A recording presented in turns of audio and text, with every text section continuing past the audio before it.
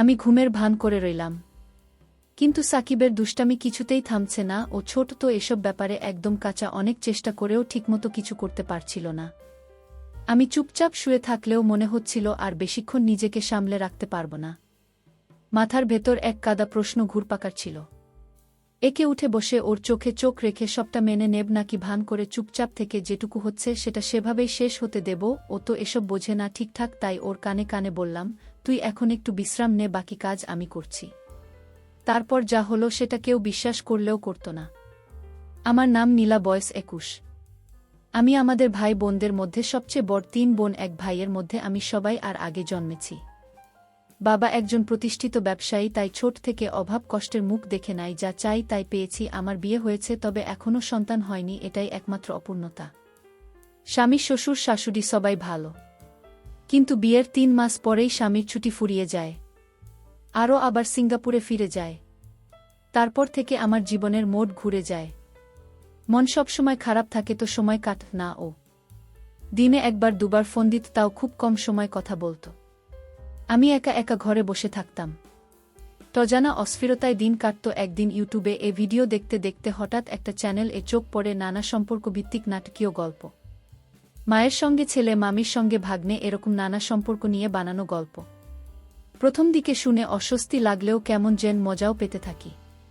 ধীরে ধীরে ওই চ্যানেলের নিয়মিত দর্শক হয়েও কি সারাদিন ঘরের কাজ, শ্বশুর শাশুড়ি দেখাশোনা, স্বামীর সঙ্গে নিয়ম করে কথা বলা, সব শেষে রাতে বিছানায় শুয়ে ওই গল্পগুলো শুনে মনটা হালকা করতাম। মাঝে মাঝে মনে হতো, যদি কেউ থাকতো পাশে, যার সঙ্গে কিছু করা যেত। ঠিক তখনই জীবনে আসে সাকিব, ওর সহজ সরল ব্যবহার আর মজার কথা শুনতে শুনতে কখন যে আমি ভেতরে ভেতরে বদলে যাচ্ছি সেটা নিজেই টের পাইনি। আমি এমন রক্ষণশীল পরিবেশে বড় হয়েছি, অথচ অজান্তেই এক অদ্ভুত টান অনুভব করতে শুরু করি। সাকিব আমার স্বামীর বড় বোনের ছেলে, মানে সম্পর্কের দিক থেকে আমার ভাগ্নে। বিয়ের সময় একবার দেখা হয়েছিল ওর সঙ্গে, কিন্তু তেমন কথা হয়নি। তখন সাকিব এসএসসি পরীক্ষার প্রস্তুতিতে ব্যস্ত ছিল। এরপর ওর বাড়ি থেকে কলেজ অনেক দূর হওয়ায় পরীক্ষার পর সে আমাদের বাড়িতে থেকে কলেজে যাতায়াত করতে শুরু করে। আমাদের শ্বশুর বাড়িতে ঘরের সংখ্যা খুব বেশি না, শুধু একটা বড় ঘর ছিল। সাকিব যেহেতু প্রশ্ন করবে, তাই শ্বশুরমশাই বড় ঘরের পাশেই একটা ছোট ঘর তৈরি করে দিলেন ওর জন্য। সেখানে টেবিল, চেয়ার আর একটা খাটিয়ে রাখা ছিল। তবে রাতের বেলায় সাকিব মঙ্গলবার ভেতরের একটা ফাঁকা রুমে ঘুমাতো। আমাদের বড় ঘরটাই 3টা রুম ভাগ করা, একটাই আমি থাকি। শ্বশুরি মাঝখানে ঘরটা আগে ফাঁকা ছিল। সাকিব আসার পর ওখানে একটা খাট বসানো হয়, আর এখন সে সেখানেই রাতে ঘুমায়। পড়া শেষ করে রাত 10টার পর ঘরে ফিরে ও মাঝখানে ঘরেই শুয়ে পড়ে। সাকিব বেশ ভালো ছাত্র, এসএসসিতে A+ পেয়েছে। কথাবার্তাও খুব কম বলে, না আছে বন্ধুদের সাথে আড্ডা, না আছে বাড়ির লোকজনের সঙ্গে খাতির, এমনকি ওর নানানিকেও ঠিকমতো কিছু বলে না। আর আমার সঙ্গে তো চোখ তুলে তাকায় না। খুব লাজুক আর চুপচাপ স্বভাবের ছেলে। আমার শ্বশুর শাশুড়ি দুজনেই বয়সে অনেকটা বড়। শ্বশুরমশাই চোখে কম দেখেন, তাই বাইরে কম বেরোন। শাশুড়ি আবার এমন মোটা যে হাঁটা চলারই উপায় নেই। সারাক্ষণ বিছানায় শুয়ে থাকেন আর পান খান। শ্বশুর মাঝে মাঝে উঠোনে বা উঠোন পেরিয়ে বারান্দায় যান, কিন্তু শাশুড়িকে আজ পর্যন্ত বাইরে পা রাখতে দেখি নাই। যাই হোক, সাকিব আমাদের বাড়িতে এসেছে প্রায় 1 মাস হলো। এই দিনে ও আমার সঙ্গে ঠিকমতো কথাও বলেনি। বুঝতে পারি আমার সামনে একটু লজ্জা পায়। আমরা একসাথে খাই, কারণ শ্বশুর শাশুড়িকে তো বিছানায় বসেই খাওয়াতে হয়। আমি ওতে খাবার দিয়ে আসি, তারপর সাকিব আর আমি একসাথে খেয়ে নিই। সাকিব আসার পর আমার একটা সমস্যা হয়েছে, রাতের বেলা গল্প শোনা হয় না আগের মতো। ইউটিউবে গল্প চালু করলে মনে হয় কখন না সাকিব দরজায় এসে ডাকে, মাম দরজা খুল। তাই গল্প ছেড়ে বসে থাকি। কখনো ফিরে আসবে অনেক রাত পর্যন্ত, পরেও 10টা 11টা, এমনকি কখনো কখনো 12টাও বাজে। আমার প্রায় ঘুম চলে আসে। সাকিব যদি সামনের দরজায় ডেকে না পায়, তখন ঘরের পাশে রান্নাঘরের দরজার দিকে গিয়ে ডাকে, কারণ আমার রুমটা ওই পাশেই। আমি তখন চট করে উঠে গিয়ে দরজা খুলে দিই। একদিন এমনই ঘটল। সেদিন রাত প্রায় 12:30 বাজে, আমি ঘুমে ঢলে পড়েছি। সাকিব দরজায় 10-15 মিনিট ডেকে কোনো সাড়া না পেয়ে রান্নাঘর থেকে একটা মাছ ধরা ছিপ এনে জানালার ফাঁক দিয়ে হালকা গুতা মারল। ঘুম ভেঙে লাফ দিয়ে উঠলাম, গিয়ে দরজা খুললাম। আমি বললাম, তুই খা, আমি বাসন ধুয়ে নি। ও বলল, মাম আমি আজ খাব না, আপনি ঘুমান। অবাক হয়ে বললাম, কেন খাবি না? কেউ কি না খেয়ে ঘুমায়? সাকিব এসে বলল, আপনার চোখে ঘুম, রোজ আপনাকে বিরক্ত করি।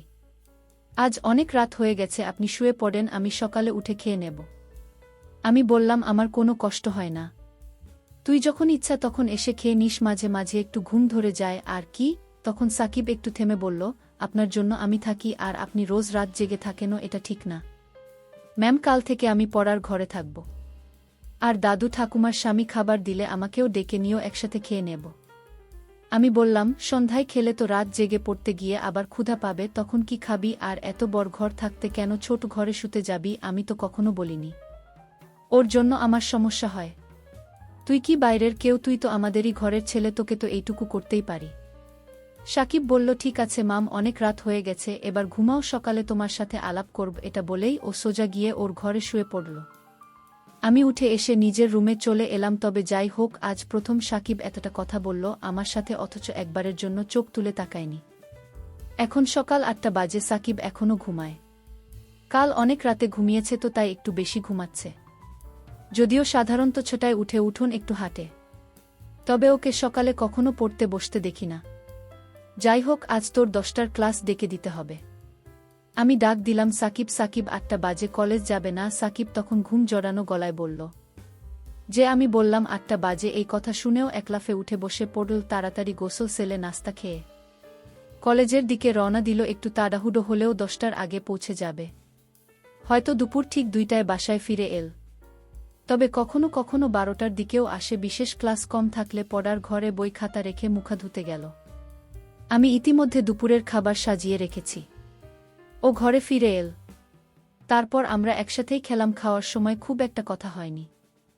আমি শুধু জিজ্ঞেস করলাম, কলেজে ঠিকমতো ক্লাস? হয়তো সে বাচ্চাদের মতো মাথা নেড়ে শুধু হ্যাঁ বলল, আর কিছু না। খাওয়ার পরও নিজের ঘরে চলে গেল।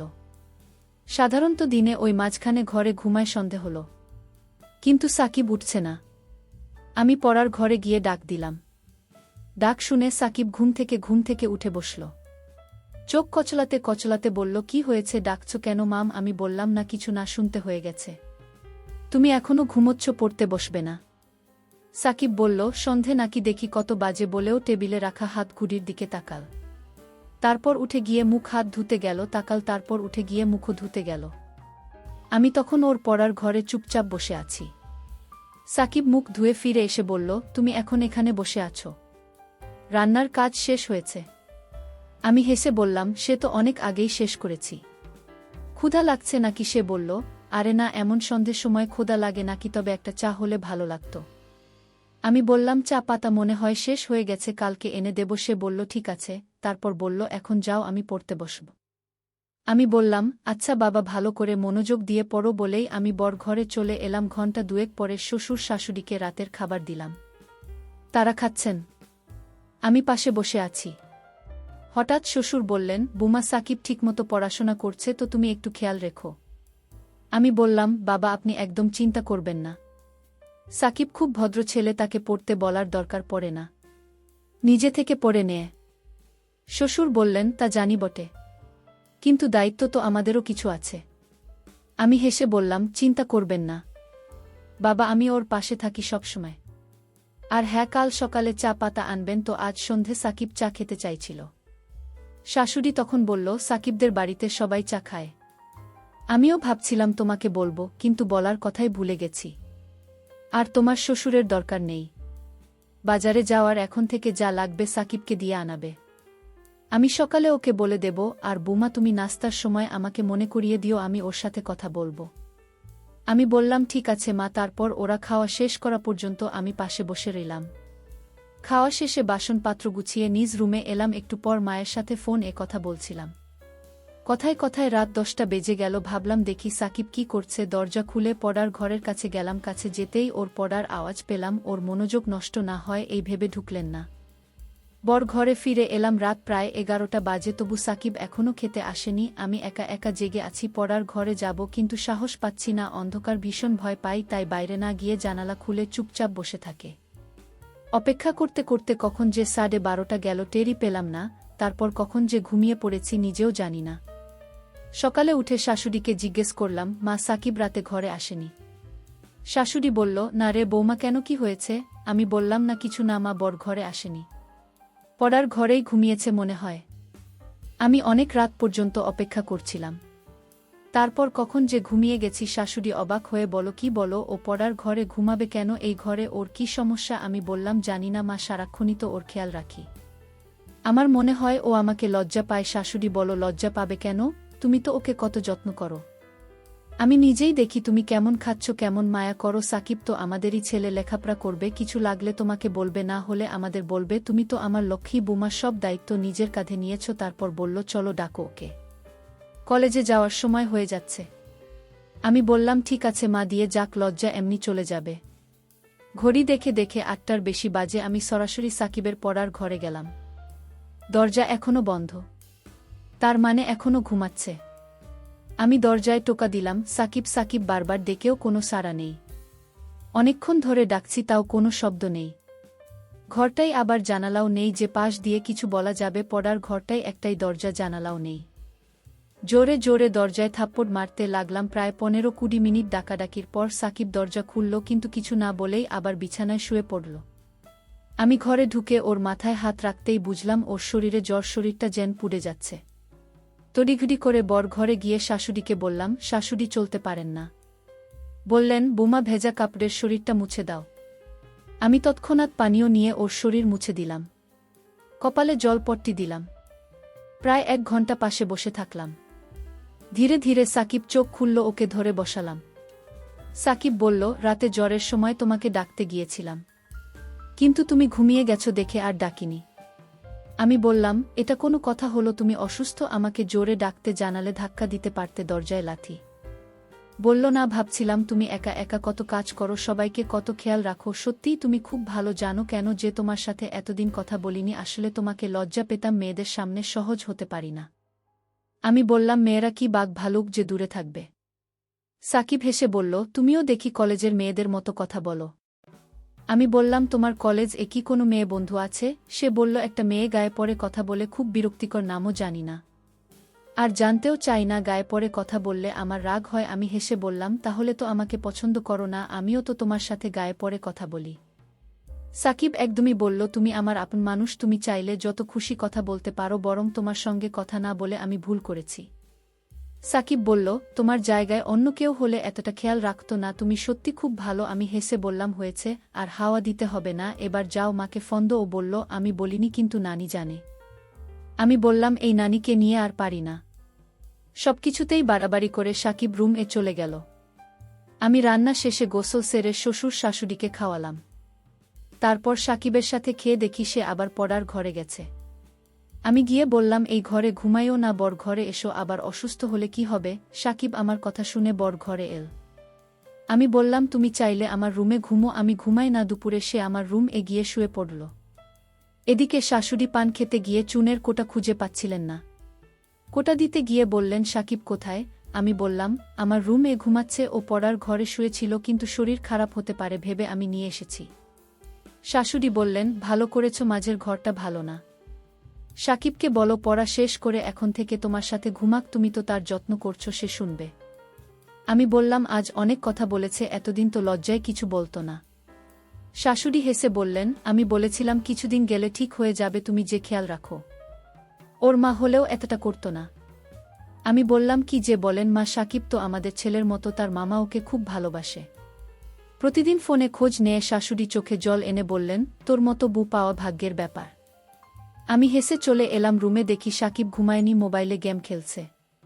আমি বললাম, গেমস বন্ধ করো, রাতে ঘুম করনি, এখন ঘুমোও। সাকিব বলল, তুমি ঘুমাবে না? আমি বললাম, না, ঘুমালেও তোমার পেছনে শুয়ে পড়ব। সাকিব বলল, আমি তো কারো সাথে ঘুমাই না। ঘুমের মধ্যে হাত পা নড়ে। আমি হেসে বললাম, হাত পা গেল তো এই ঘরের বাইরে যাবে না। সাকিব হেসে বলল, তুমি খুব মজার মানুষ, মনটাও অনেক ভালো। আমি বললাম, এই ভালো ভালো বলা লাগবে না। সন্ধ্যার দিকে আমি সাকিবকে ঘুমাতে বললাম। সে বলল, তুমি অনেক কাজ করো, একটু বিশ্রাম নাও, আমি তোমার মোবাইলে গেমস খেলি। আমি ঘুমিয়ে পড়লাম। জেগে দেখি সাকিব ঘরে নেই, উঠানে হাঁটছে। আমি রান্নাঘরে গিয়ে ওর জন্য নুডলস কনালাম, খেয়ে খুব খুশি হলো। তারপর পড়তে বসল। কিছুক্ষণ পর আমি গিয়ে বললাম, আজ আর পড়তে হবে না, শরীর ঠিক হলে কাল থেকে পড়া শুরু করো। ও আমার সঙ্গে ঘরে এল। রাতে খাওয়ার পর শাশুড়ি সাকিবকে বলল, ছোট ঘরটা শুধু পড়ার জন্য, ঘুমানোর হলে মাঝের রুম এ অথবা মামির সঙ্গে ঘুমাও। সাকিব বলল, আচ্ছা নানি। রাতে হঠাৎ করে সাকিবের জ্বর বেড়ে গেল। আমাকে ডেকে বলল, মামির শরীরটা কাঁপছে। আমি ভেজা কাপড়ে ওর শরীর মুছে দিলাম। ওষুধ খাইয়ে কম্বলে মুড়িয়ে দিলাম। পাশে শুয়ে মাথায় হাত বুলিয়ে দিলাম। ধীরে ধীরে ও শান্ত হলো, একটু ঘুমিয়ে পড়ল। আমি ঘুমের ভান করে রইলাম। কিন্তু সাকিব দুষ্টামি শুরু করল। ও ছোট তো, এই সব ব্যাপারে একদম কাঁচা। চেষ্টা করেও ঠিকমতো কিছু করতে পারছিল না। আমি চুপচাপ শুয়ে থাকলেও মনে হচ্ছিল আর বেশ কিছুক্ষণ নিজেকে সামলে রাখতে পারব না। মাথার ভেতর একগাদা প্রশ্ন ঘুরপাক খাচ্ছিল। আমি কি উঠে বসে ওর চোখে চোখ রেখে সবটা মেনে নেব, নাকি ভান করে চুপচাপ থেকে যেটুকু হচ্ছে সেটা সেভাবেই শেষ হতে দেব? কিছুক্ষণের মধ্যে এমনভাবে সাড়া দিল আমি আর থাকতেই পারলাম না। তখন সাকিবকে হালকা করে সরিয়ে দিতে হলো। ও তো এসব বোঝে না ঠিকঠাক, তাই ওর কানে কানে বললাম, তুই এখন একটু বিশ্রাম নে, আমার হয়ে গেছে। তারপর আমিও কখন যেন ঘুমিয়ে পড়লাম। সকালে জ্বর কিছুটা কমেছে। আমি নাস্তা তৈরি করলাম। ও খেয়ে আবার পড়তে বসল। মাঝে মধ্যে রান্নাঘরে এসে দুষ্টুমি করতে চাইত। আমি বললাম, প্রয়োজনের বেশি কোনো কিছু ভালো না। দিনের বেলা কখনো কল্পনাও করো না। যদি কখনো কারো চোখে পড়ে বা কোনো প্রকার সন্দেহ হয়, তাহলে তোমার আমার দুজনের জীবনই নষ্ট হয়ে যাবে। আমি যা বলি তা অক্ষরে অক্ষরে পালন করবা, তা না হলে জীবন নষ্ট হয়ে যাবে। সমাজের মুখ দেখাতে পারবে না, বুঝতে পারছো? তারপর সে মাথা নাড়িয়া হ্যাঁ বলল। তারপর থেকে সাকিব আর কোনোদিন দিনের বেলা করার জন্য বায়না ধরল না, আর আমার কথার বাইরেও যায়নি। আর আমি তখন থেকে নিয়মিত ওষুধ খেতে থাকলাম।